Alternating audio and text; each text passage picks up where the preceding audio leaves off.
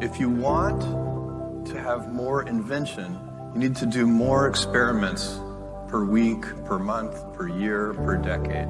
It's that simple. You cannot invent without experimenting. And here's the other thing about experiments. Lots of them fail. If you know it's going to work in advance, it is not an experiment.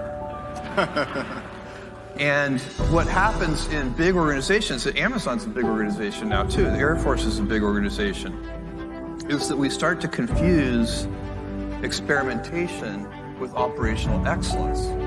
So operational excellence is one of our 4 key principles at Amazon. We're building a fulfillment center. We've built over 150 large fulfillment centers around the world now. We know how to do that.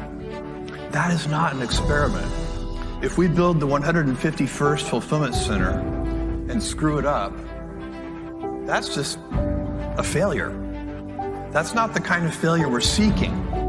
We want failures where we're trying to do something new, untested, never proven. That's a real experiment, and they come in all scale sizes. So you need to teach people that those 2 kinds of failure are different. And you need to have, you said something about that hard middle where ideas don't go up. I think this is such an important thing. At Amazon, one of the things we try to do is have multiple paths to yes.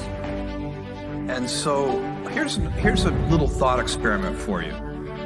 If you are a junior executive at Amazon, if Amazon did this in the typical kind of corporate hierarchy way, you had an idea. You need to get your boss to greenlight that idea.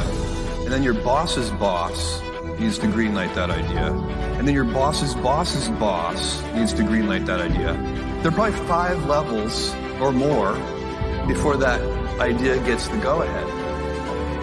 Assume instead that you're an entrepreneur with a startup company idea and you need venture capital. You go to Sand Hill Road and you go to the first venture capitalist and they tell you no. And you go to the second one and they tell you no. Maybe your 20th one tells you yes. You got 19 no's and 1 yes, and you're still good to go. So that venture capital model there's multiple paths to yes. There were 20 people who could give you a yes. It didn't matter how many gave you a no. So if you want innovative thinking, you have to think about how can we we want a large number of high judgment people empowered to greenlight things. You want multiple paths to yes. You want a system where, as a junior Air Force officer with a good idea, the first 5 people tell me no, but somehow I can still go pursue that idea. You got to figure that's an organizational challenge that big organizations have to figure out a way to do. And by the way, I get,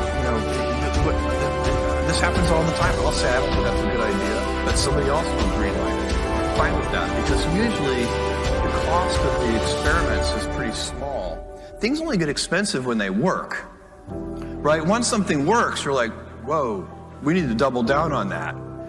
Then the spending can get heavy, and then those become big consequential decisions, and that's where the hierarchy and using the judgment of the most senior people to me, this really helps. Sure. You also have to select people who like to invent. So that's the other, when you're in your hiring and your promotions process, you need to say, does this person like to be innovative? Do they have a bit of a pioneering spirit? Maybe they're also a little bit annoying because they might be, a little bit radical or a bit of a rebel. They're not always the easiest people to get along with, but you want them in your organization. Maybe mavericks.